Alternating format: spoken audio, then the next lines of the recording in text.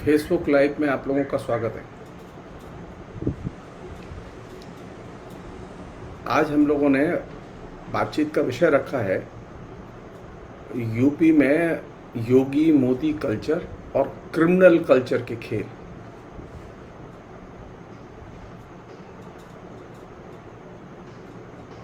UP का विषय जानबूझ के चुना है। पहले मैं इस पर एक प्रोग्राम कर चुका हूँ फेसबुक लाइव में, उसी कड़ी में ये दूसरा प्रोग्राम है। और कोशिश होगी कि यूपी पर थोड़ा सा कंसंट्रेट करके ज़्यादा बातें हों, अलग अलग पहलुओं पर बातें हों, क्योंकि यूपी को चर्चा के केंद्र में और यूपी की वास्तविकता को चर्चा के केंद्र में लाना मुख्य लक्ष्य है।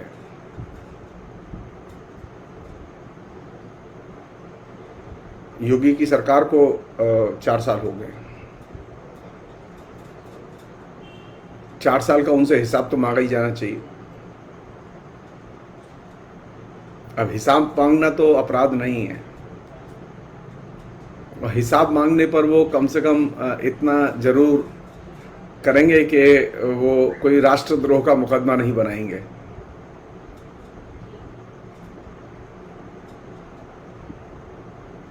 वास्तविकता क्या है? यूपी की हकीकत क्या है? यह सच है कि यूपी में अभी भी योगी और मोदी का जलवा है। यह सच है।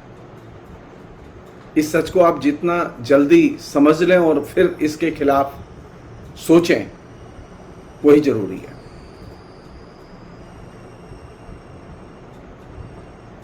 अगर मुझसे पूछें तो यूपी में विगत 4 साल में जिस चीज का सबसे अधिक विकास हुआ वह है अपराध और अपराध की संस्कृति। यूपी में कारखाने नहीं आए, यूपी में पूंजी निवेश नहीं आया, यूपी के बेरोजगारों को नौकरी नहीं मिली, बल्कि यूपी के करोड़ों नौजवानों की नौकरी इस बीच में चली गई।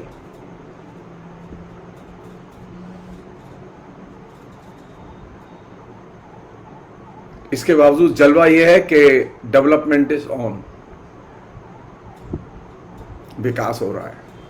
किस चीज का विकास हो रहा है? योगी और मोदी के वर्चस्व में किस चीज का विकास हो रहा है? क्राइम, क्राइम और सिर्फ क्राइम।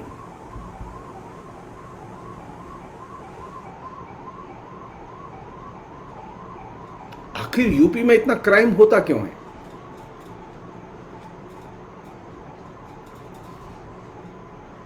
यूपी के लोगों का एक बड़ा हिस्सा क्रिमिनल मानसिकता को या अपराधी संस्कृति को, अपराधी मानसिकता को एप्रिशिएट क्यों करता है? क्यों उसका मनन करता है? क्यों वह अपराधियों के साथ खड़ा होना पसंद करता है? यह भी प्रश्न उठेगा कि यूपी में जो मुख्यमंत्री हैं और यूपी से जो चुने गए प्रधानमंत्री हैं, वे जिस राजनीतिक भाषा का इस्तेमाल करते हैं उसमें बार बार रह रह के अपराध की भाषा क्यों दाखिल होती है?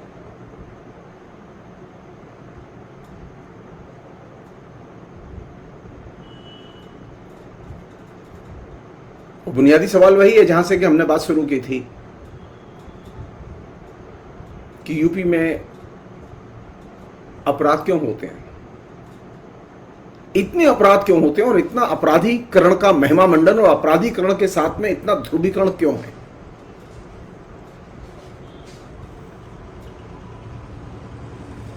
ये चिंता की चीज है। ये सरकार का दावा है कि वहां अपराध कम हुए हैं, लेकिन हमारा कहना यह है कि अपराध कम नहीं हुआ, अपराध बढ़े हैं, अपराधी मानसिकता बढ़ी है, अपराध की संस्कृति बढ़ी है।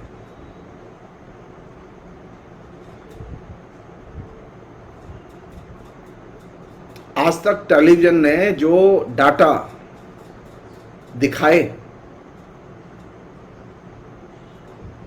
राष्ट्रीय अपराध ब्यूरो के वार्षिक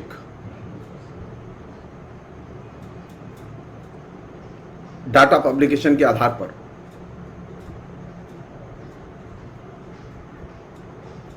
तो यूपी की तो स्थिति है कि हर 2 घंटे में रेप होता है।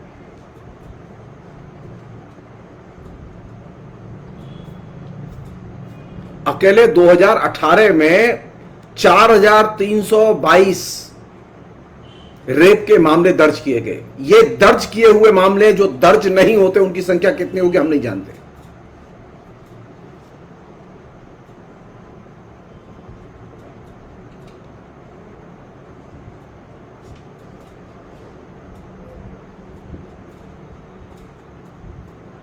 और यूपी में जो अपराध के जो आंकड़े इन जनरल टोटलिटी में, समग्रता में जो अपराध के आंकड़े हैं 2018 के, वो तो और भी चौंकाने वाले हैं।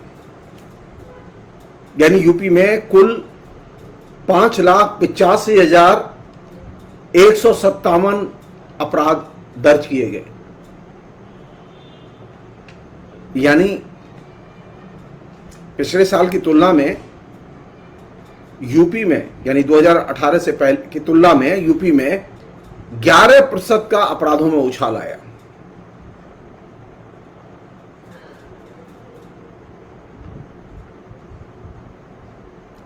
अगर मुख्यमंत्री की भाषा सुने और ये मुख्यमंत्री के दावे सुने और ये राष्ट्रीय अपराध ब्यूरो के आंकड़े देखें तो आपको उसमें जमीन आसमान का अंतर मिलेगा। यूपी संभवतः हिंदुस्तान का अकेला सबसे बड़ा प्रदेश है जिसमें के सबसे अधिक एनकाउंटर हुए हैं।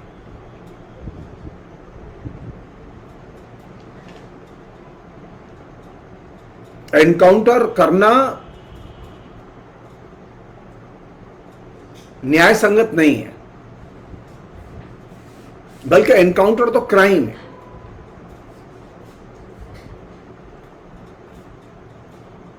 सरकार ने खुद माना है कि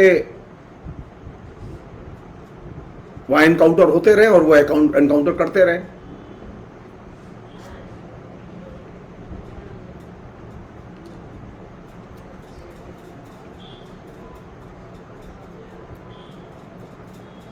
मैं डिटेल्स में अपराध के आंकड़ों का ब्यौरा प्रस्तुत करके मैं चीजों को डाइवर्ट नहीं करना चाहता।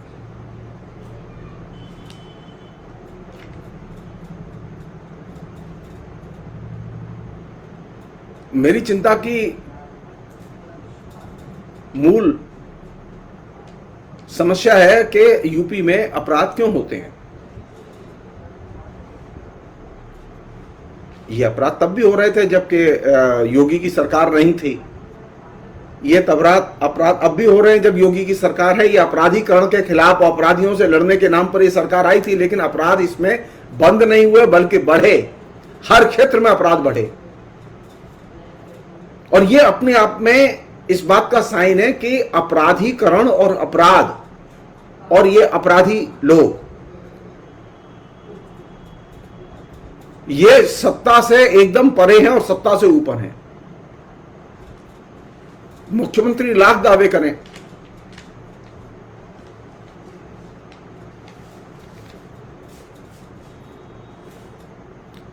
सबसे बड़ा क्षेत्र कहां है यूपी में क्राइम का?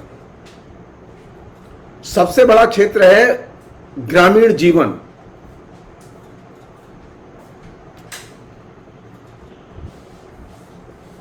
ग्रामीण जीवन में जो एलीट है, जो खाता पीता है, जिसका ताकत है, पैसा है, जो उच्च जाति से आता है, उस एलीट का, और जिसे हम लोग, उसके पास भूमि का भी एक बहुत बड़ा हिस्सा है, उस एलीट का और उच्च जाति का एक विलक्षण गठबंधन है जो कि क्राइम की धुरी है। तो उत्तर प्रदेश में ग्राम्य बर्बरता की जो स्थिति है, उस स्थिति को बनाने में इस ग्रामीण एलिट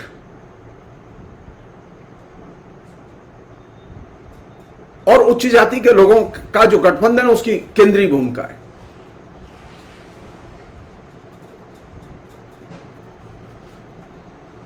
जब भी किसी अपराधी पर बात होती है, अब वो जो आए दिन जो लोग अपराधी मारे जाते हैं, जैसे अभी कहीं जेल में अपराधियों की घटना हुई, एक अपराधी ने दूसरे अपराधी को मार दिया, फिर जिसने मारा था उसको पुलिस ने मार दिया, या वो कानपुर का फेमस अपराधी जिसको के एनकाउंटर करके योगी सरकार ने मार दिया। अपराध की और अपराधी की या अपराधी संस्कृति की जब भी चर्चाएं होती हैं, तो घूम फिर के वे चर्चाएं कहां जाके जुड़ती हैं? वे चर्चाएं जुड़ती हैं कि इस अपराधी का स्वयं सो पॉलिटिकल पार्टी से संबंध था।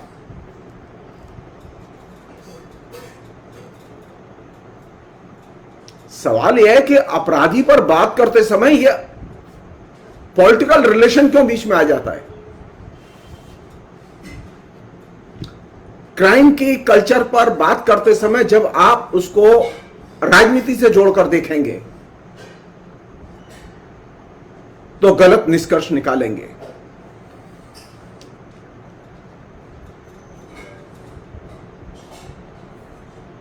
क्राइम के ऊपर बात करते समय जब आप आइडियोलॉजी के साथ उसे जोड़कर देखेंगे तो गलत निष्कर्ष निकालेंगे।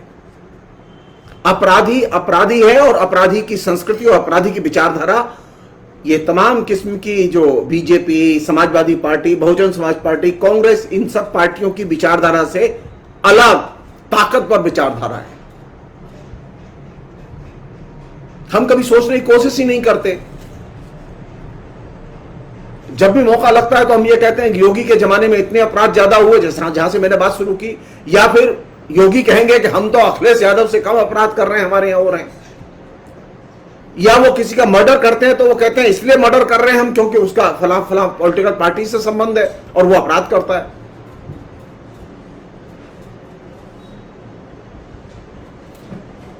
तो अपराध की कल्चर और अपराधी पर बात करते समय उसके पॉलिटिकल रिलेशन और उसकी पॉलिटिकल जो एफिलिएशन है या उसका विचारधारात्मक एफिलिएशन, इसको बीच में नहीं लाया जाना चाहिए। मैं एक पहली बात तो ये कहना चाहता हूं।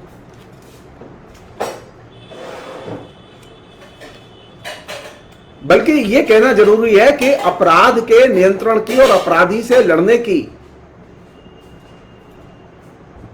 जो कल्चर है, उस कल्चर को राजनीतिक वैचारिक जो एफिलिएशन है, संबंध है, उनसे अलग करके देखा जाना चाहिए। अब आरएसएस का कोई व्यक्ति अपराध करे तो उसे पुलिस अपराध नहीं मानती क्योंकि मुख्यमंत्री का आरएसएस से संबंध है। जी नहीं। अब समाजवादी पार्टी की सरकार आ जाएगी तो समाजवादी पार्टी का आदमी कोई अपराध करेगा तो पुलिस चुपचाप देखती रहेगी। अब हुआ ना, मुजफ्फरनगर में दंगे हुए और दंगों में बड़े पैमाने पर लोग प्रभावित हुए, हजारों लोग बेघर हुए और अनेक लोग मारे गए। और जब हजारों लोग बेघर हुए और मारे गए तो जाहिर है कि दंगों में मारे गए लोगों ने, जो दंगे में शामिल थे, जिन्होंने दंगे किए, उनके खिलाफ में केस की, एफआईआर की। ऐसे 510 केस थे और उसमें सैकड़ों लोग शामिल थे जो कि दंगाई के रूप में जिनकी पहचान की गई थी। होना तो यह चाहिए था कि यूपी की सरकार ईमानदारी से इन दंगाइयों के खिलाफ में केस को चलने देती और पुलिस सख्ती से और ईमानदारी से दंगाइयों के खिलाफ में प्रमाणों को कोर्ट में प्रस्तुत करके दंगाइयों को सजा दिलाने का काम करती। लेकिन हुआ उल्टा। यूपी में योगी की सरकार आते ही उन्होंने पहली घोषणा ये की कि जो पॉलिटिकल केस बनाए गए हैं हम लोगों के खिलाफ में वो विड्रॉ किए जाएंगे। हजारों केस यूपी की सरकार ने हटा लिए और ये वे केस थे, इनमें अधिकतर वे केस थे, ये जुलूस के निकालने पर बने हुए केस नहीं थे। इनमें ज्यादातर वे केस थे जो कि गंभीर अपराध से जुड़े हुए केस हैं।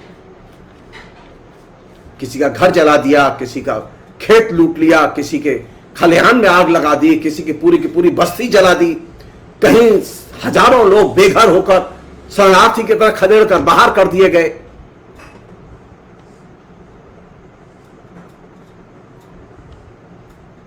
हमारा सवाल यह है कि क्या अपराध की संस्कृति से आप इस तरह लड़ेंगे? राजनीतिक पक्षधरता करके लड़ेंगे? कभी नहीं लड़ सकते।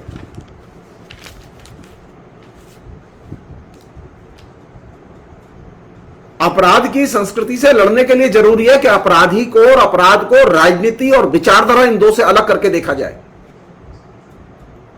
मुझे बहुत अफसोस के साथ कहना पड़ रहा है कि उत्तर प्रदेश की जो मौजूदा सरकार है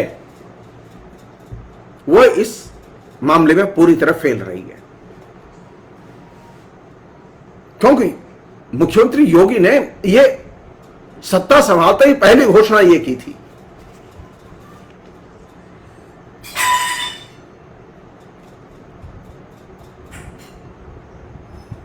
क्या वजह है? कौन सा दबाव है ऐसा?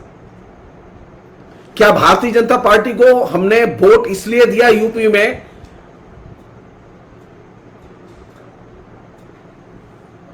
कि वे जो गंभीर जघन्य अपराधों में शामिल लोगों के ऊपर जो केस चल रहे थे वो केस वापस ले लिए जाएं? अगर ऐसा ही था तो यूपी में जितने भी केस चल रहे थे सब उठा लेते हम मानते कि अब यूपी में कोई केस नहीं चलेंगे और यूपी में राम राज्य रहेगा। समझ में आती है एक बात कि यूपी की सरकार सारे किस्म के केस उठा रही है और सारे जितने भी लोग जेल में बंद हैं उन सबको छोड़ देगी।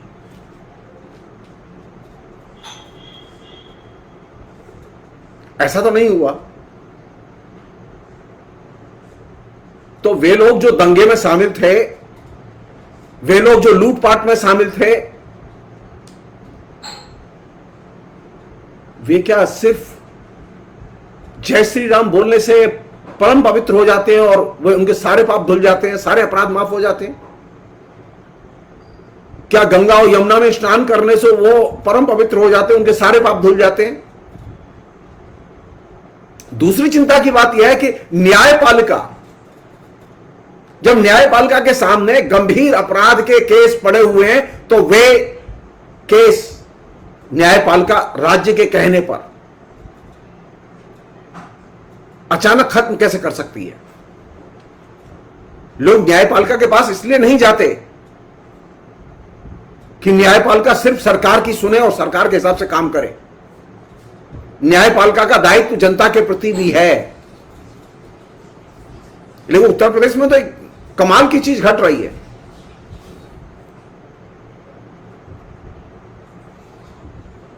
कोई भी पार्टी दंगा करे, कोई भी पार्टी अपराध करे और अपराध करके अगर उसका आदमी सत्ता में आ जाए तो वो सब बच निकलेगा, चाहे उसने सरेआम कितना भी बड़ा अपराध किया हो, जघन्य अपराध किया हो।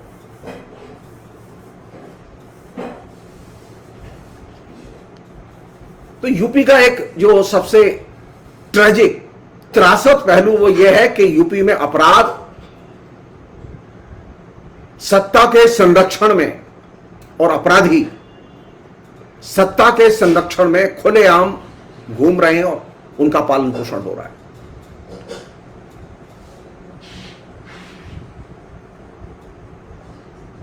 मैं फिर उसी प्रश्न पर लौटता हूं कि आखिर अपराध, अरे क्या बड़े अपराधी को एनकाउंटर कर देने से या उसको मार देने से क्या अपराध घट जाते हैं? जी नहीं। आप चाहे जितने बड़े अपराधी को मार दीजिए, अपराध नहीं घटेंगे। यूपी में योगी ने ये बार बार ये एक्सपेरिमेंट किया और ये एक्सपेरिमेंट बुरी तरह से फेल हुआ, क्योंकि योगी के शासन में ही अपराध में उछाल आया और 11% का उछाल आया है।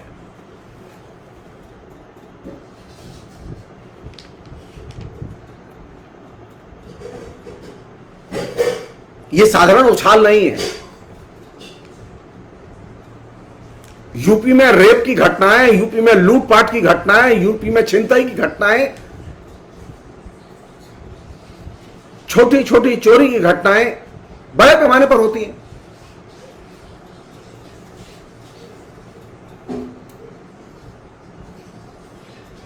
पुलिस की भूमिका क्या है? जो पुलिस 24 घंटा नाकेबंदी करती रहती है, पुलिसिंग करती रहती है, उस पुलिसिंग और पुलिस की भूमिका क्या है?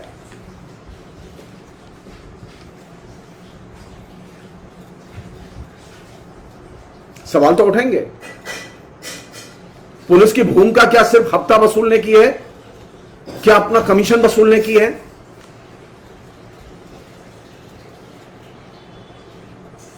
अगर ऐसा है तो सरकार को घोषित कर देना चाहिए, पुलिस को परसेंटेज दो, काम कराओ। ये इलीगल पुलिस वसूली क्यों करेगी? मैं एक छोटा सा उदाहरण बता रहा हूं जिससे कि आप उस इलीगल वसूली का अंदाजा लगाएं।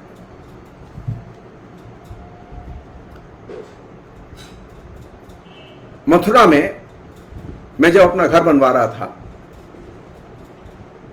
पुराना घर था, उसका मलबा था, फेंकवाना था, तो मुझे पता चला कि जो मलबा फेंकने वाला है, उस मलबा फेंकने वाले को, जो कि वो एक लीगल काम कर रहा है, उस लीगल काम करने पे भी उसको हर महीने लोकल थाने को 10,000 रुपया महीना देना पड़ता था। बिना उसके वो उसे मलबा नहीं उठाने देंगे रात में। क्यों भाई?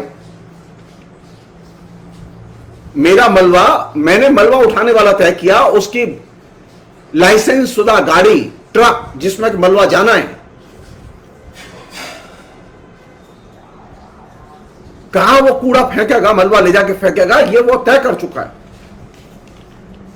और जहां फेंकेगा वहां कोई आपत्ति नहीं किसी को। तो पुलिस को पैसा क्यों दे वो? लेकिन उसे देना पड़ेगा। अगर वो देगा नहीं तो उसे मलबा उठाने का काम नहीं करने देंगे। तो ये जो वसूली है, ये क्राइम है कि नहीं है? और दोनों तरफ है। पुलिस अवैध ढंग से वसूली कर रही है, ये अपराध है, और वह व्यक्ति जो दे रहा है वह भी अपराध है।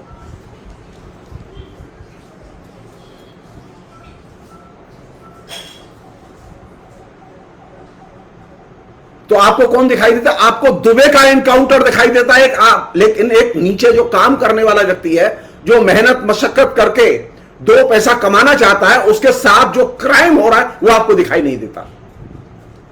कहीं कोई मर्डर हो जाता है तो वो आपको दिखाई देता है, आपको सिहरन होती है कि अरे कितना बड़ा नृशंस खून हो गया।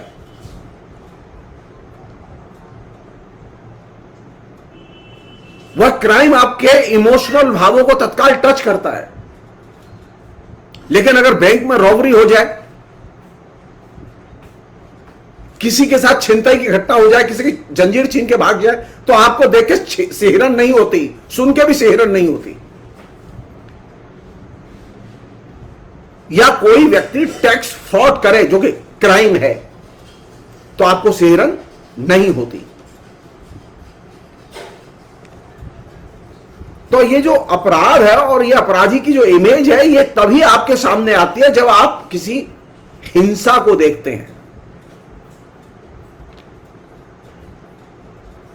किसी खून खराबे को देखते हैं। मुजफ्फरनगर में दंगे हुए, उसमें सैकड़ों लोगों के घर नष्ट किए गए, हजारों लोग बेघर किए गए, अनेक लोग मारे गए। आपको लोग बुरा हो रहा है, लेकिन आपको इस बात से कभी परेशानी नहीं हुई कि लगातार घृणा का प्रचार टेलीविजन, रेडियो, अखबार, पब्लिक मीटिंग इनसे किया गया।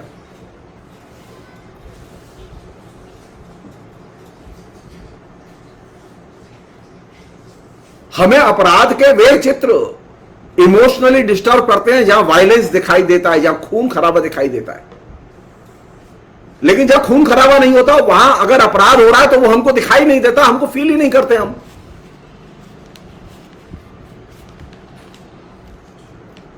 मसलन एक विश्वविद्यालय में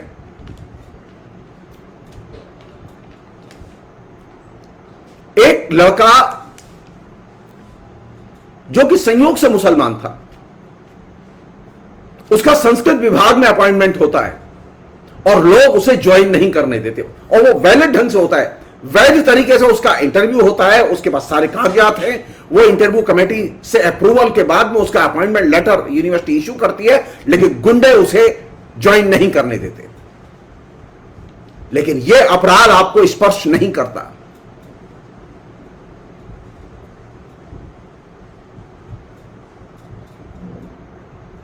या किसी प्रोफेसर को या किसी इंटेलेक्चुअल को या किसी लेखक को किसी विश्वविद्यालय में सेमिनार करने से अचानक रोक दिया जाए तो यह क्राइम है, लेकिन यह आपको डिस्टर्ब नहीं करता। अपराध की संस्कृति के वे रूप जो कि सीधे हिंसा में दिखाई देते हैं, एक तो वे रूप हैं और दूसरे वे रूप हैं जिनमें हिंसा डायरेक्ट नहीं होती लेकिन क्राइम होता है, अपराध होता है।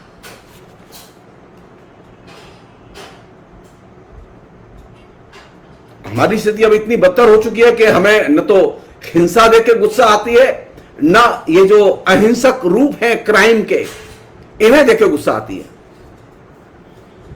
ये डिस्कोर्स का इशू ही नहीं है, ये विमर्श का विषय ही नहीं है। यूपी में योगी रहेंगे कि मोदी रहेंगे ये विषय है, जबकि मेरा मानना ये विषय नहीं है। सरकार कोई आए या जाए, सवाल यह है कि हमारे राज्य में उत्तर प्रदेश में अपराध की संस्कृति रहेगी या जाएगी।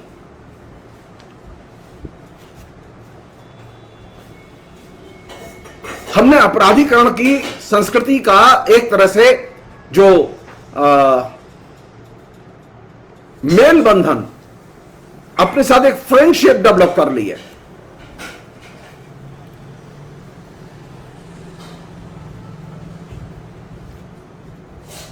जैसा कि मैंने शुरू में जिक्र किया आपसे, उत्तर प्रदेश में अपराध के कई रूप हैं। उनमें सबसे भयानक 3 रूप हैं जो कि उत्तर प्रदेश को बिल्कुल जर्जर किए हुए हैं क्राइम से।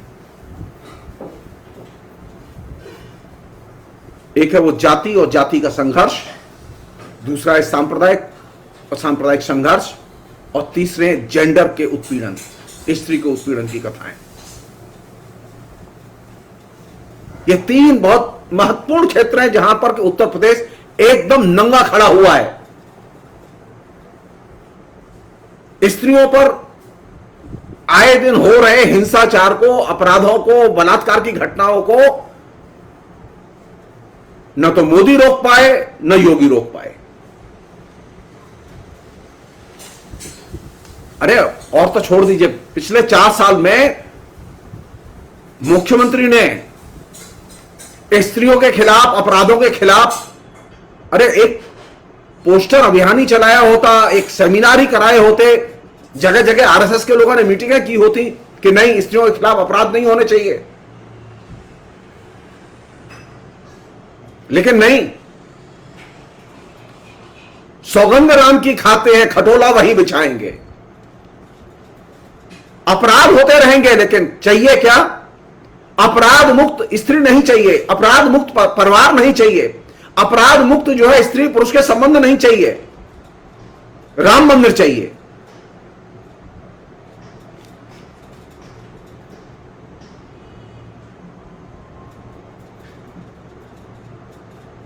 स्त्री अपराध मुक्त कैसे हो, उस पर जो रोज हमले हो रहे हैं घर में और घर के बाहर, वे हमले कैसे रुकें, इसकी कोई सुसंगत रणनीति, कोई प्रोग्राम, कोई कंटिन्यू कैंपेन, न कोई मीडिया कैंपेन आपको दिखाई नहीं देगा।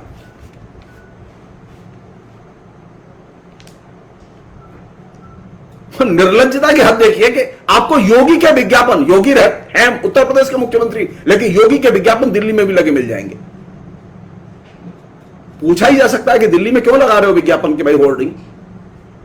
अगर इतना ही ज्यादा पैसा है तो यूपी में कम से कम, जैसे मैं बताया, 3 क्षेत्र हैं ऐसे क्राइम के। गांव में बड़े पैमाने पर जाति उत्पीड़न है, आज भी है।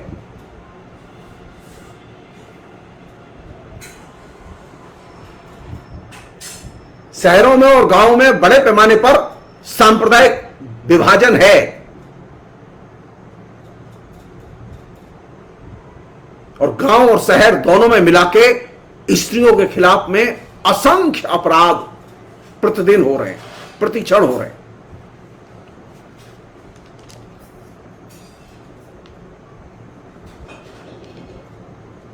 आपने कभी मुख्यमंत्री को कैंपेन करते देखा कि बलात्कार के खिलाफ में कैंपेन करें मुख्यमंत्री? आपने कभी प्रधानमंत्री को बलात्कार के खिलाफ में कैंपेन करते देखा? आपने कभी मुख्यमंत्री को, प्रधानमंत्री को, जो कि दोनों उसी राज्य से आते हैं, आपने आरएसएस के प्रमुख को स्त्री पर हो रहे जुल्म के खिलाफ में कैंपेन करते देखा, रैली करते देखा? हां, जगह जगह देश के कई इलाकों में जिन लोगों ने रेप किए उनके पक्ष में बीजेपी के लोगों या उनके समर्थकों की रैलियां जरूर देखी गई।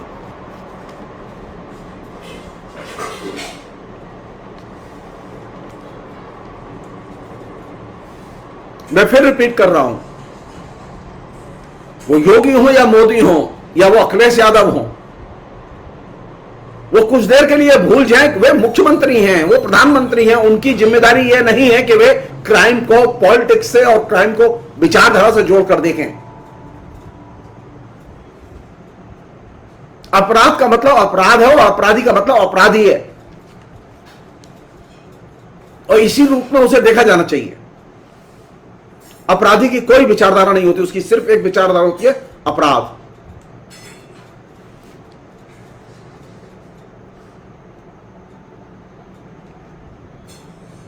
सवाल यही है, इतना जो caste violence, communal violence, gender violence जो बड़े पैमाने पर यूपी में फैला हुआ है, इसका कारण क्या है?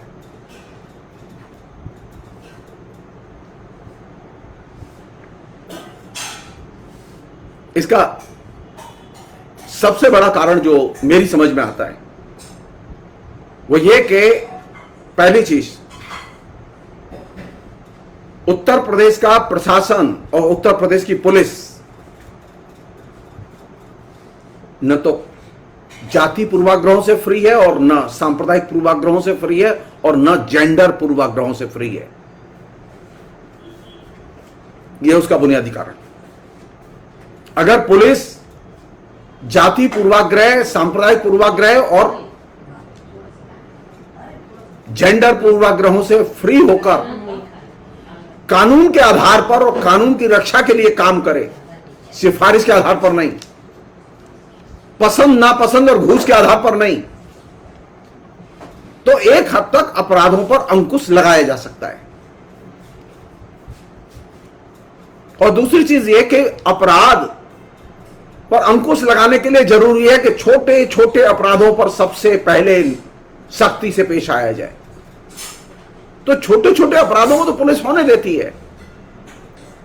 माफिया के मरने से अपराधी संस्कृति खत्म नहीं होती, लेकिन अगर छोटे छोटे अपराधों को पुलिस सख्ती से डील करे, उन्हें होने ही न दे, तो अब पैमानी माफिया नहीं पैदा होंगे। तो हमारी जो पुलिस कल्चर है और पुलिसिंग है, उस पुलिस कल्चर और पुलिसिंग में ये जो तीन पूर्वाग्रह हैं, जाति का पूर्वाग्रह, सांप्रदायिक पूर्वाग्रह, मेरा कूट कूट के मुस्लिम विरोधी चेतना भरी हुई है, कूट कूट के जो है वो निचली जातियों के प्रति चेतना भरी हुई है, कूट कूट के स्त्रियों के खिलाफ घृणा भरी हुई है। तो इस पुलिस की तो दिमागी धुलाई की जरूरत है। मैं नहीं जानता कि यूपी में कोई इस तरह के कैंप लगते हैं कि पुलिस की दिमागी धुलाई हो रही हो, मुझे नहीं मालूम। लेकिन यह वास्तविकता है कि पुलिस इन तीन बड़े पूर्वाग्रहों से और इन तीन पूर्वाग्रहों से जो जुड़ी हुई विचारधारा, उनसे गहरे प्रभावित है।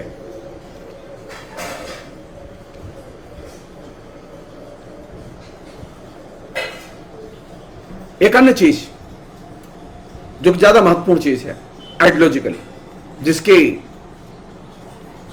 आवरण में ये अपराध की संस्कृति उत्तर प्रदेश में फल फूल रही है, वो यह है कि बड़े पैमाने पर मिथकीय पूजा और मूर्ति पूजा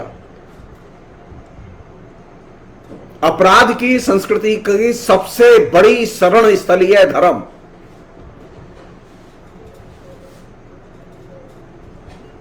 बड़े बड़े अपराधी अपने सोशलाइज करने के लिए अखंड रामायण के पाठ, हनुमान चालीसा के पाठ, बड़ी बड़ी पूजाएं और उनके नाम पर बड़े बड़े भोज और उनके आयोजन आए दिन उत्तर प्रदेश में करते रहते हैं। अगर आपको मेरी बात पे विश्वास ना हो तो आप किसी समय जाइए, किसी ओकेजन पर, मसलन आप जन्माष्टमी के टाइम पर मथुरा चले जाइए खाली, तो आप जगह जगह जो खाना बांटने वाले लोगों की भीड़ देखेंगे और खाना खाने वाले लोगों की भीड़ देखेंगे, आप देख के दंग रह जाएंगे। आपको लगेगा कि कमाल है। और आप पता कीजिए खाना कौन वितरित कर रहा है, तो मालूम पड़ा वो किसी न किसी क्राइम में शामिल है।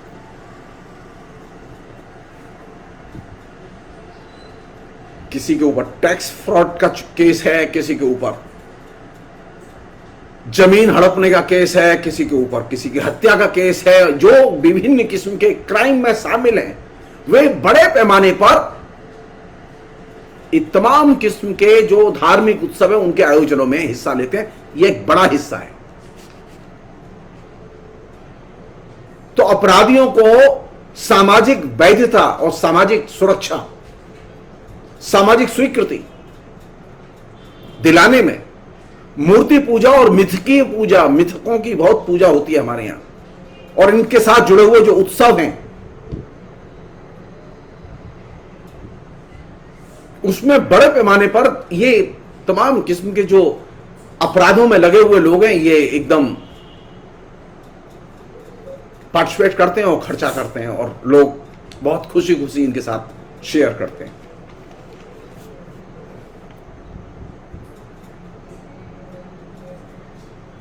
अगर मूर्ति पूजा बढ़ेगी, मिथकी पूजा बढ़ेगी, तो आप तय मानिए जितनी मूर्ति पूजा और मिथकी पूजा बढ़ेगी, क्राइम बढ़ेगा। क्योंकि मिथकी पूजा और मूर्ति पूजा की आड़ में ये जो अपराधी लोग हैं, ये अपना समाजीकरण करते रहते हैं और अपने सामाजिक आधार को मजबूत करते रहते हैं। तमाम किस्म के जमीन हड़पने वाले, तमाम किस्म के अवैध कारोबार करने वाले, आप खाली एक बार खाली जो मास्टर प्लान है यूपी का, उसको शहरों में लागू करा दीजिए। खाली आप तय मान लीजिए हर शहर आधा साफ हो जाएगा। क्यों? क्योंकि सबने इलीगली अपनी चबूतरे, दुकान के पट्टे, घर, छज्जे, दरवाजे, रास्ते सब बढ़ाए हुए हैं।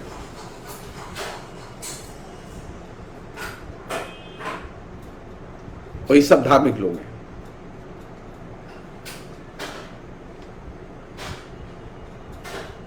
तो धर्म एक इनके लिए उपासना की चीज नहीं है, धर्म इनके लिए पूजा की चीज नहीं है, बल्कि धर्म इनके अपराधीकरण के वैधता का अस्त्र है।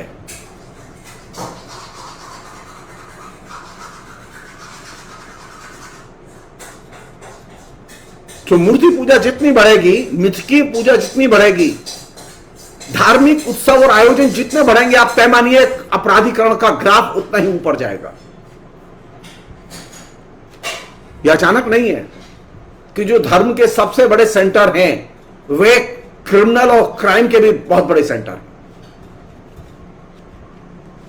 आप गोरखपुर को उठाइए, आप बनारस को उठाइए,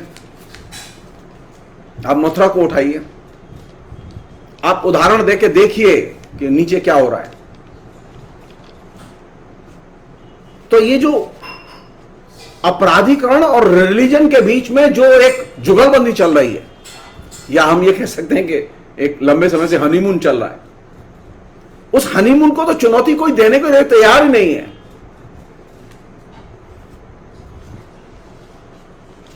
और जब आप अपराध और धर्म के हनीमून को स्वीकार कर लेंगे, तो आपके सामने सबसे बड़ी चुनौती होगी अंधविश्वास। तो ये जो अपराध में जुड़े हुए लोग हैं, ये जो आए दिन ब्रह्म भोज कराते रहते हैं, ये आए दिन जो सामूहिक भोज कराते रहते हैं, आए दिन जो गरीबों में खाना बांटते रहते हैं रॉबिन हुड की तरह, ये अपने समाजीकरण के लिए अंधविश्वासों का जमकर इस्तेमाल करते हैं।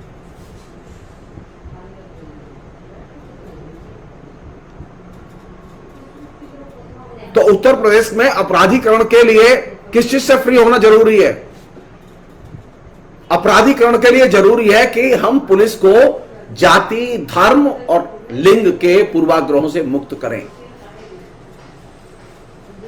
हम अपराधीकरण पर अंकुश लगाने के लिए, अपराधियों पर अंकुश लगाने के लिए हम अपराधियों को राजनीति और विचारधारा के साथ लिंक करके देखना बंद करें। लेकिन यह काम कोई करना नहीं चाहता। तो जाहिर है कि अपराध और अपराधीकरण बढ़ेगा, घटेगा नहीं।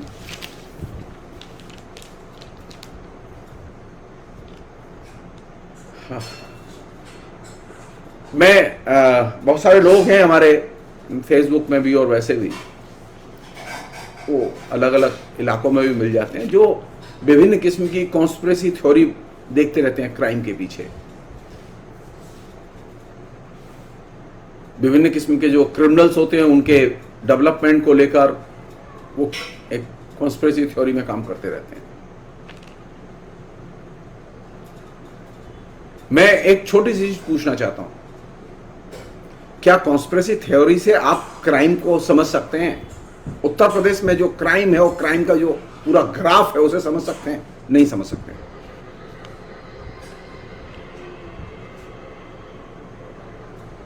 क्योंकि जो धर्म की आड़ में एक्टिव है,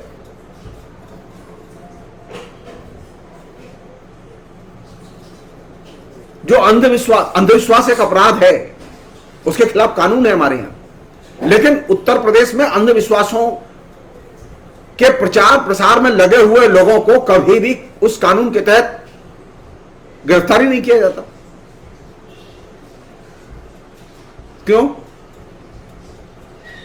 किसी भी मतलब सामान्य सी चीज पर आप लोगों को राजद्रोह में बंद कर देते हैं, लेकिन जब अंधविश्वास फैलाने के खिलाफ में कानून बने हुए हैं तो आप अंधविश्वास फैलाने वालों को उस कानून के तहत आप एक्शन क्यों नहीं लेते?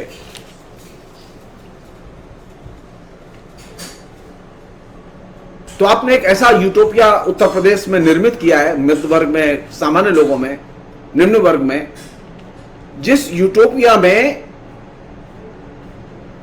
अपराध समस्या नहीं है अगर उसके साथ में धर्म जुड़ा हुआ है तो, और वो उसके साथ में धार्मिक भावनाएं जुड़ी हुई हैं तो। वो किसी भी धर्म का हो सकता है, वो मुसलमान भी हो सकता है, वो इस्लाम का अनुयायी हो सकता है, वो हिंदू धर्म का भी अनुयायी हो सकता है।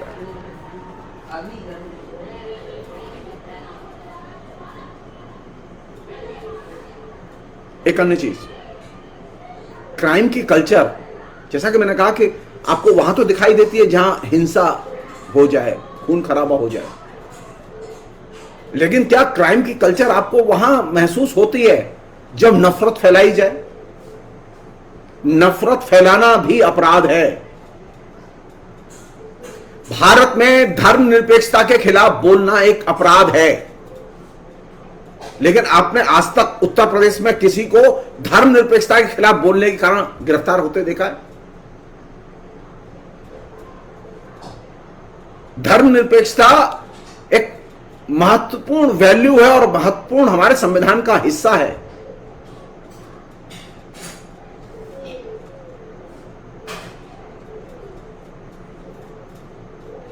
लेकिन हमने धर्मनिरपेक्षता के खिलाफ बोलने को, नफरत के पूरे प्रोपेगेंडा को हमने क्राइम माना ही नहीं है, बल्कि हम उसे सेलिब्रेट कर रहे हैं। तो एक तरफ आप मूर्ति पूजा में विश्वास करते हैं, एक तरफ आप धार्मिक उत्सवों और जलसों में विश्वास करते हैं, दूसरी तरफ आप नफरत में विश्वास करते हैं, और साथ साथ आप किस में विश्वास करते हैं? आप धर्मनिरपेक्षता से नफरत में विश्वास करते हैं। ये क्राइम है कि नहीं? ये क्राइम है। धर्मनिरपेक्षता की और रैशनल थिंकिंग की हर हाल में रक्षा की जानी चाहिए। रैशनल थिंकिंग पर किसी भी किस्म का हमला क्राइम है। वैज्ञानिक चिंतन और वैज्ञानिक चेतना पर हमला क्राइम है। लेकिन आप तो इसे कभी गंभीरता से लेते ही नहीं, क्योंकि आपको इसमें कोई हिंसा नजर नहीं आती। शारीरिक हिंसा से ज्यादा खतरनाक वैचारिक हिंसा होती है, जो कि हमारे उत्तर प्रदेश में हर गली मोहल्ले में प्रतिक्षण घटती रहती है। तो रैशनल बातों, रैशनल चीजों, रैशनल आचरण, इनसे नफरत करना, जहां एक आम रिवाज हो वहां अपराधीकरण तो बढ़ेगा, अपराधीकरण की संस्कृति में बढ़ेगी। इसलिए मेरा कहना यह है कि अपराध में सिर्फ अपराध ही नहीं होता, बल्कि अपराध की एक संस्कृति भी होती है। बिना कल्चर के क्राइम नहीं होता। मसलन दहेज हत्या एक अपराध है, दहेज मांगना एक अपराध है, लेकिन वो आपकी कल्चर का हिस्सा है। किस कल्चर का?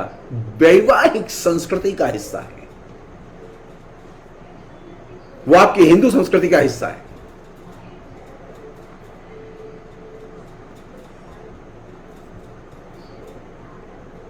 साधारण आदमी को, अशिक्षित आदमी को शिक्षा का न मिल पाना, उसे अशिक्षित रखना अपराध है।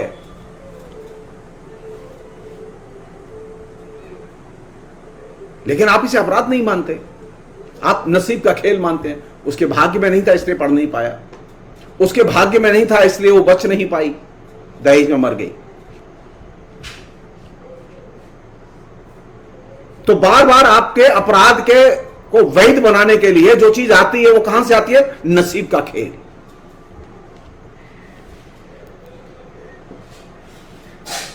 स्थिति की भयावहता यह है कि जो लोग दहेज का विरोध करते हैं, दहेज हत्या का विरोध करते हैं, जो लोग स्त्री पर होने वाले हमलों का, बलात्कार का विरोध करते हैं, उनको सामाजिक सपोर्ट नहीं मिलता, उनको सत्ता का भी सपोर्ट नहीं मिलता।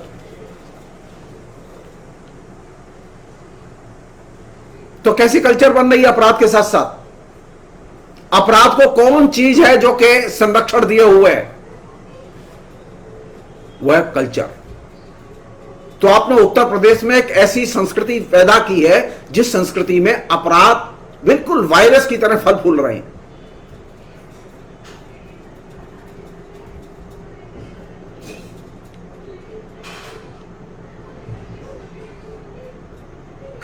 एक अन्य चीज और आखिरी चीज वो ये कि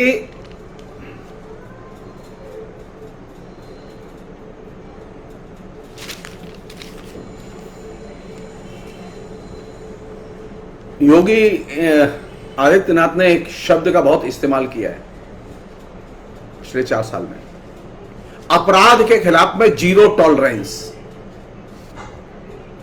बार बार बोलते हैं वो जहां जाते हैं वहीं बोलते हैं कि हम तो बस अपराधी को देखते हैं और टाई कर देते हैं। जीरो टॉलरेंस यानी अपराधी के प्रति और अपराधियों के प्रति कोई नरमी नहीं। सुनने में बात बड़ी अच्छी लगती है, लेकिन एसेंशियली जीरो टॉलरेंस क्या वो आचरण में लाते हैं? अगर वो आचरण में लाते तो बड़े स्केल पर ये छोटे छोटे अपराध उत्तर प्रदेश में न होते। पुलिस को टाइट कर दीजिए आप कि छोटे छोटे क्राइम नहीं होने देंगे, आपको किसी बड़े अपराधी को एनकाउंटर करने की जरूरत नहीं पड़ेगी।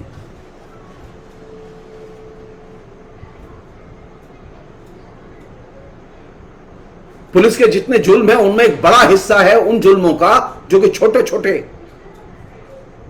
लोगों के ऊपर होते हैं, नीचे होते हैं। अपराध के प्रति अगर जीरो टॉलरेंस है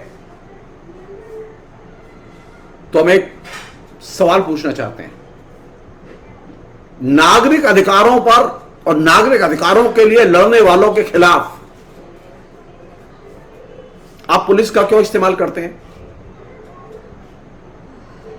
अरे नागरिक अधिकार या ह्यूमन राइट्स ये तो संस्कृति का हिस्सा ही है, क्राइम का हिस्सा नहीं है। आपको धर्म की चिंता है, आपको हिंदू धर्म की चिंता है, आपको अपने मंदिरों की चिंता है, आपको अपने देवी देवताओं की चिंता है, आपको अपने नदी नाले तालाब सब की चिंता है, लेकिन आपको मानवाधिकारों की चिंता नहीं है। क्योंकि मानवाधिकार की संस्कृति नागरिक अधिकारों का विकास एकमात्र विकल्प है जो कि अपराधी संस्कृति को रोकता है। पुलिस को अगर सख्त हिदायत दी जाए कि पुलिस मानवाधिकारों पर हमले नहीं करेगी, छोटी छोटी चीजों को लेकर लोगों को सताना, उनसे घूस लेना, उनका उत्पीड़न करना वो बंद कर दे,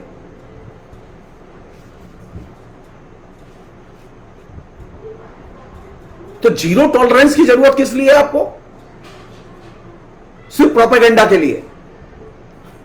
जीरो टॉलरेंस की जरूरत इसलिए है कि आप बढ़ चढ़ के नागरिक अधिकारों का हनन कर सकें। जीरो टॉलरेंस की जरूरत इसलिए नहीं है कि आप अपराधियों को अपराध करने से रोकना चाहते हैं। अरे आप एक बड़े अपराधी को मार देंगे, उसकी जगह हजारों नीचे अपराधी पैदा हो जाएंगे, और हो गए ऑलरेडी। अगर आपने जो उत्तर प्रदेश में 129-30 जो बड़े अपराधियों के एनकाउंटर किए हैं, तो उसके हिसाब से तो अपराध का ग्राफ नीचे जाना चाहिए था, लेकिन अपराध का ग्राफ तो नीचे नहीं गया, अपराध तो ऊपर गए, अपराधों की संख्या बढ़ी।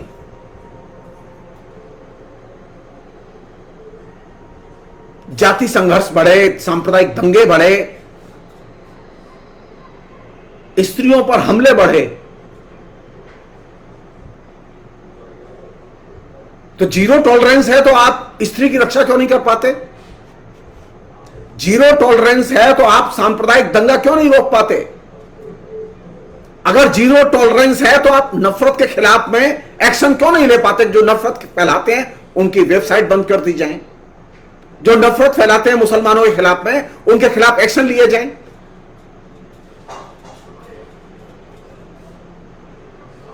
जीरो टॉलरेंस का नारा सिर्फ प्रोपेगेंडा का नारा है, और जो एक अपराध का जो बड़ा ग्राफ, एक बड़ा आभामंडल जो उत्तर प्रदेश में विकसित हुआ, उस पर पर्दा डालने की कोशिश है।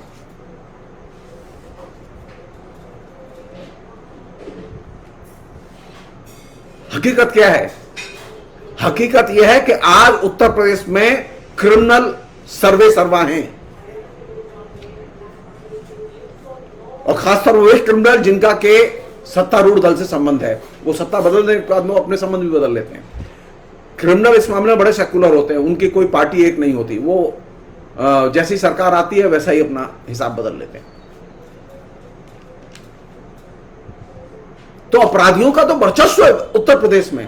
उत्तर प्रदेश में बीजेपी का वर्चस्व नहीं है, बीजेपी उनके हाथ का मोहरा है।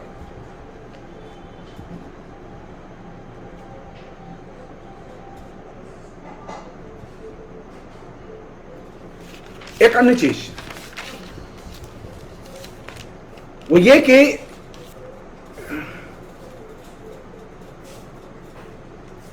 ये जो कालाबाजारी और ये मिलावट, आज नरेंद्र मोदी अब बनारस चले गए, बनारस के लोगों से बात कर रहे हैं, और उनका कहना यह है कि झूठ की कल्चर जिसे हम लोग कहते हैं, जिसे परसेप्शन मैनेजमेंट जिसको मैंने कल कहा था, नरेंद्र मोदी दिखाना चाहते हैं कि वे सचमुच में कोरोना से लड़ रहे हैं। और उन्होंने कहा कि काशी का मॉडल आदर्श मॉडल है कोरोना से लड़ने का।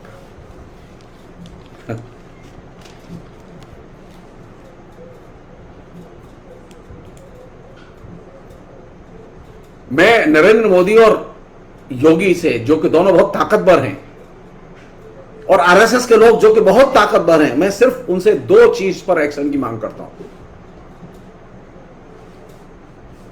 अगर वो इसे स्ट्रिक्टली इंप्लीमेंट कर देंगे तो मैं खुले मन से उनकी प्रशंसा करूंगा। एक तो यह कि बाजार में कालाबाजारी बंद करवा दें और दूसरा ये मिलावटी सामान बंद करवा दें।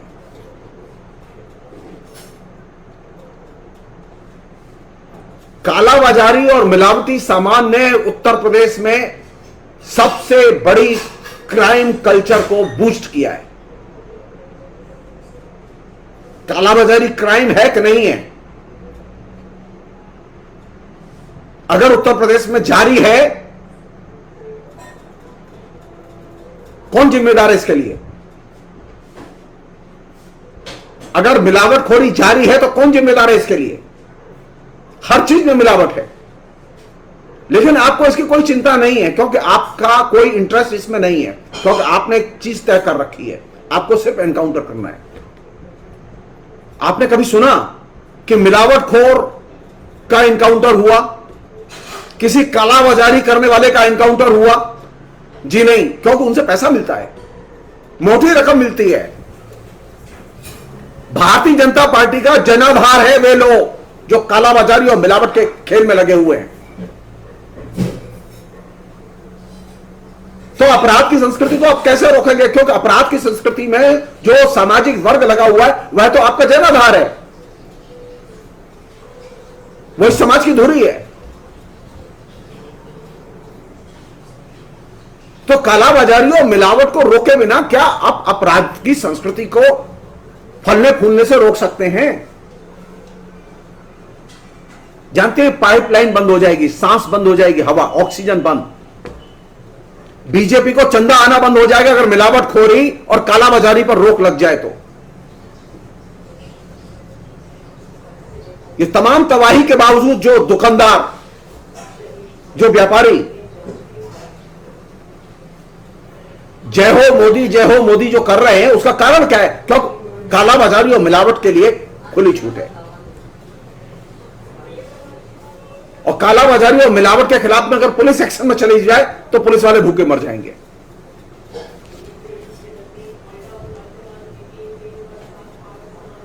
तो अपराधीकरण से लड़ने के लिए कौन सी चीज जरूरी है? अगर अपराधीकरण की संस्कृति के खिलाफ में एक आप जेन्युइन कल्चर पैदा करना चाहते हैं, नॉर्मल संस्कृति पैदा करना चाहते हैं, तो आप पहले ये काम कीजिए कि मिलावटी दूध मिलना बंद हो जाए। उत्तर प्रदेश के किसी भी शहर में आप जाइए, आपको मिलावटी दूध मिलेगा, जिसे सपरेटा का दूध कहते हैं। आप किसी भी शहर में जाइए, कोई भी चीज उठाइए, आपको बिना मिलावट के वो चीज नहीं मिलेगी। सिर्फ नमूने के लिए, कोटा पूरा करने के लिए मिलावटी सामान के कुछ 30 त्योहारों पर छापे पड़ते हैं। तो अपराधीकरण की संस्कृति से लड़ने में तो कोई दिलचस्पी ही नहीं है सरकार की। सरकार एग्जिस्ट नहीं करती, मिलावटखोर एग्जिस्ट करते हैं और वो पूरा समाज चला रहे हैं।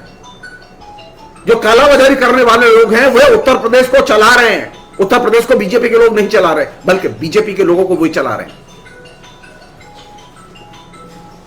तो आपने क्या किया पिछले 4 साल में? आपने मिलावटखोरों और कालाबाजारी करने वालों को आपने फलने फूलने का मौका दिया और उनसे आपने मोटा चंदा लिया। और आखिरी पहलू जो कि बहुत ही सीरियस पहलू है, क्राइम एक तो वह है जिसकी कि मैंने अब तक चर्चा की आपसे, और दूसरा क्राइम वह है जो कि आपकी वक्तृता की भाषा में आता है।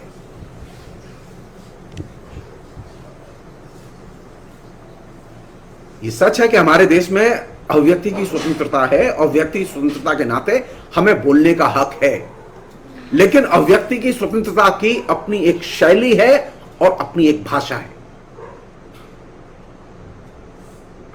नरेंद्र मोदी और योगी आदित्यनाथ ने अनेक मौकों पर इस तरह की भाषा का इस्तेमाल किया अपने भाषणों में, जो अभिव्यक्ति की स्वतंत्रता की परिधि का उल्लंघन करती हैं।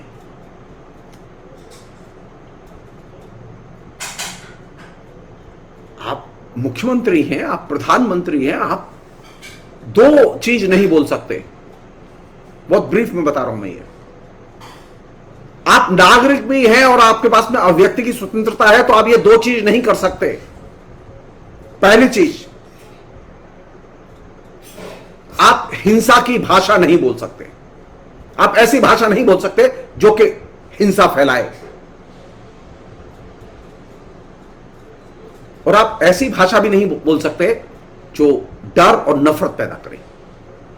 अभिव्यक्ति की स्वतंत्रता के ये दो महत्वपूर्ण उल्लंघन के क्षेत्र हैं जहां भाषा और बोलने की शैली के जरिए आप क्राइम करते हैं। तो मुख्यमंत्री जब आए दिन अभिव्यक्ति की स्वतंत्रता के नाम पर ऐसी भाषा और ऐसी शैली का इस्तेमाल करेगा जो कि अभिव्यक्ति की स्वतंत्रता के दायरे का उल्लंघन करे, प्रधानमंत्री ऐसी भाषा का इस्तेमाल करेंगे जो अभिव्यक्ति की स्वतंत्रता के दायरे का उल्लंघन करे, तो क्राइम से कैसे लड़ेंगे? अपराध से और अपराध की संस्कृति से लड़ने के लिए जरूरी है कि हमारी वक्तृता की भाषा अभिव्यक्ति की स्वतंत्रता के दायरे में हो। अभिव्यक्ति की स्वतंत्रता में जो बोलने की आजादी और बोलने की शैली और बोलने की भाषा जो प्रेस्क्राइब की गई है, अगर नरेंद्र मोदी और योगी नहीं जानते हो तो वो किसी भी अच्छे अपराध शास्त्र के विशेषज्ञ को बुलाएं और पूछें उनसे, शिक्षा लें।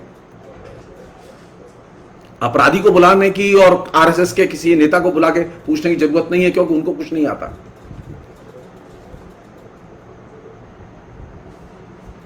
अपराध शास्त्र हमें यह बताता है कि अभिव्यक्ति की स्वतंत्रता के अंदर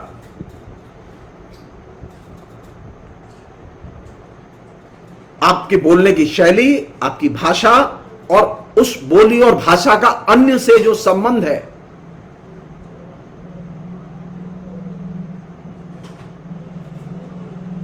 उसमें हिंसा का इस्तेमाल नहीं होना चाहिए, नफरत का इस्तेमाल नहीं होना चाहिए। भाषा जो है वो आपकी वक्तृता की ही नहीं, आपकी मीडिया की भी रक्षा करती है। लेकिन हमारे यहां तो मुश्किल ये हो गई, मुख्यमंत्री जो भाषा बोलते हैं वही भाषा मीडिया भी बोलने लगता है। तो अब अभिव्यक्ति की स्वतंत्रता का उल्लंघन मीडिया भी कर रहा है और मुख्यमंत्री भी कर रहा है। हमने भाषा की भूमिका को लेकर कभी सोचा ही नहीं कि भाषा की इस तरह की भूमिका हो सकती है जो क्राइम कहलाती है। हम तो ये मान के चलते हैं मुख्यमंत्री हैं, राजनेता हैं, तो बोलेंगे ही ऐसा। क्यों बोलेंगे वो ऐसा? कोई भी व्यक्ति जिसे अभिव्यक्ति की स्वतंत्रता हासिल है,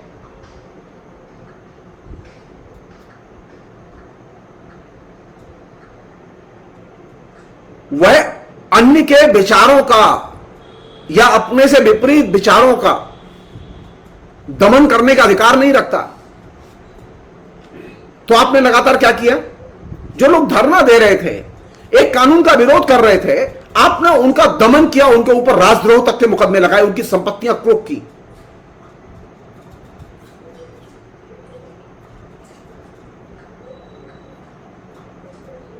अभिव्यक्ति की स्वतंत्रता का क्षेत्र वहां तक जाता है जहां तक तर्क और विवेकवाद की सीमा है।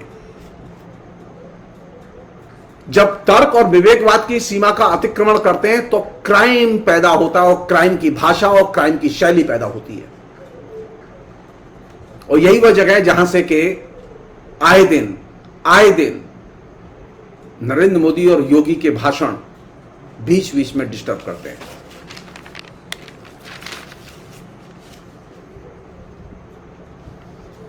किसी को नुकसान पहुंचाए बिना, किसी को मनोवैज्ञानिक क्षति पहुंचाए बिना, किसी को शारीरिक क्षति पहुंचाए बिना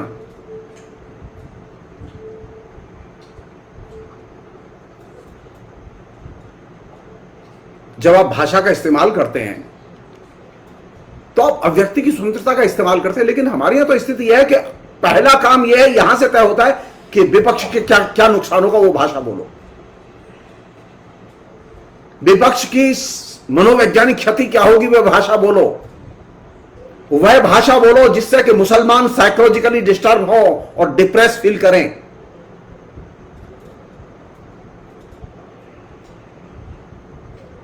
यानी भाषा का वह रूप जो कि नॉर्मल कंडीशन को डिस्टर्ब करे।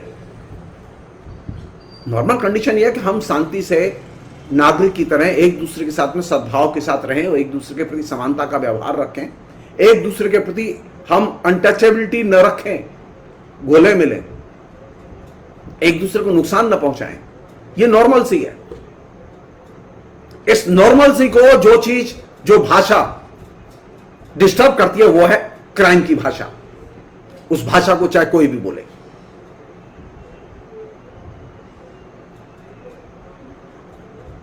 आपके विचारों से कोई सहमत नहीं है,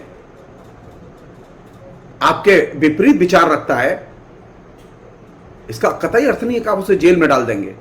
इसका कतई अर्थ नहीं है कि आप उसके ऊपर केस कर देंगे, एफआईआर कर देंगे। ये एफआईआर जो असहमत है उनके ऊपर एफआईआर करने की कल्चर, ये क्रिमिनल कल्चर है। यह अभिव्यक्ति की स्वतंत्रता का उल्लंघन है। तो उत्तर प्रदेश अगर इस दलदल से निकले, अपराधीकरण की दलदल से निकले, तो उसके सामने एक ही ऑप्शन है, वह वैकल्पिक संस्कृति पैदा करे और वैकल्पिक नागरिक चेतना पैदा करे। अभी जो जाति चेतना, धार्मिक चेतना,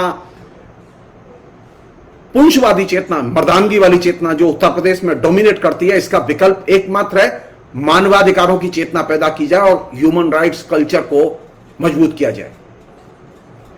सरकार की जिम्मेदारी बनती है कि सरकार ह्यूमन राइट्स के आंदोलनों के पक्ष में खड़ी हो, न कि ह्यूमन राइट्स के आंदोलनों का दमन करे। उत्तर प्रदेश में पिछले 4 साल में सबसे ज्यादा मानवाधिकार के लिए आवाज उठाने वालों का दमन किया गया है। उनके ऊपर झूठे केस लगाए गए, वो केस वापस लिए जाने चाहिए। मानवाधिकारों पर हमले और मानवाधिकारों के लिए काम करने वाले लोगों पर हमले और झूठे केस, ये बुनियादी तौर पर अपराधी संस्कृति को बल पहुंचाने वाली चीजें हैं। अपराधी संस्कृति को नष्ट करने के लिए आपको किसी क्रिमिनल को गोली मारने की जरूरत नहीं है। आप सिर्फ ह्यूमन राइट्स कल्चर को और ह्यूमन राइट्स की चेतना को विकसित होने का, फलने फूलने का मौका तो दीजिए। आप जैसे किसी मंदिर के लिए, कुंभ के लिए फंड आवंटित करते हैं, पूरा का पूरा राज्य प्रशासन लगा देता है कि चलो इलाहाबाद में कुंभ है, 4000 करोड़ रुपए हम देते हैं और सारा राज्य प्रशासन उसमें लगा रहेगा। राज्य सरकार की यह जिम्मेदारी होनी चाहिए कि वह उत्तर प्रदेश में मानवाधिकारों की रक्षा के लिए पूरे प्रशासन को मोबिलाइज करे। आज स्थिति है कि पुलिस और राजनेता बुरी तरह से एंटी ह्यूमन और ह्यूमन राइट्स के खिलाफ में उनके दिमाग में गोबर भरा हुआ है। तो उत्तर प्रदेश को इस नर्क से निकालने का रास्ता कहां है? उस नर्क से निकालने का रास्ता है कि उन्हें मानवाधिकारों की रक्षा के लिए और मानवाधिकारों से जुड़ी हुई संस्कृति की रक्षा के लिए एकजुट होना चाहिए, उस पर ध्यान देना चाहिए। लेकिन हो उल्टा रहा है। तो जब उल्टा होगा, मानवाधिकारों पर हमले होंगे, ह्यूमन राइट एक्टिविस्टों पर हमले होंगे, रीजन और रैशनैलिटी की बात करने वालों पर हमले होंगे, जब कैंपस में शिक्षा की बजाय गुंडागर्दी होगी, जब शिक्षा का पूरी तरह से ढांचा डिसमेंटल कर दिया जाएगा, तो वैसी स्थिति में अपराधी संस्कृति ज्यादा फैलेगी और फूलेगी। और यही वजह है कि पिछले 4 साल में उत्तर प्रदेश में अपराधी संस्कृति ज्यादा फली फूली और बढ़ी है। उत्तर प्रदेश में अपराधी संस्कृति बढ़ती नहीं अगर शिक्षा का ढांचा डिसमेंटल नहीं किया जाता। पढ़ाई लिखाई ठीक से होती, क्लासेस ठीक से होती, विद्यार्थियों की परीक्षाएं समय पर होती, शिक्षा के लिए सही लोगों का चयन होता। आप तो नोटोरियस एकदम क्रिमिनल किस्म के व्यक्ति को आप वाइस चांसलर बनाते हैं, जो महाभ्रष्ट है उसे आप वाइस चांसलर बनाते हैं। तो जाहिर है कि वो जो भ्रष्ट आदमी वाइस चांसलर बनेगा तो विश्वविद्यालय में वो करेगा क्या?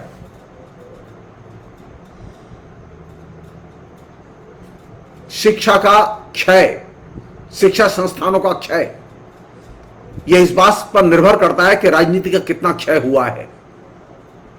उत्तर प्रदेश में जो शिक्षा एकदम बैठ गई है, उसका ढांचा बैठ गया, इसका कारण यह है कि राजनीति में किसी भी किस्म की लोकतांत्रिक मूल्यों के प्रति निष्ठा और मान्यता नहीं बची है। लोकतांत्रिक मूल्यों का राजनीति में बड़े पैमाने पर क्षय हुआ है, राजनीतिक सिस्टम में क्षय हुआ है। तो राजनीति में अगर क्षय होगा तो शिक्षा में क्षय होगा, और राजनीति और शिक्षा में क्षय होगा तो आप तय मानिए समाज के हर वर्ग में अपराधीकरण फलेगा फूलेगा। और यही वजह अब हर वर्ग में आपको क्राइम करने वाले मिल जाएंगे। ये सिर्फ एक वर्ग की समस्या नहीं है, ये एक धर्म की समस्या नहीं है।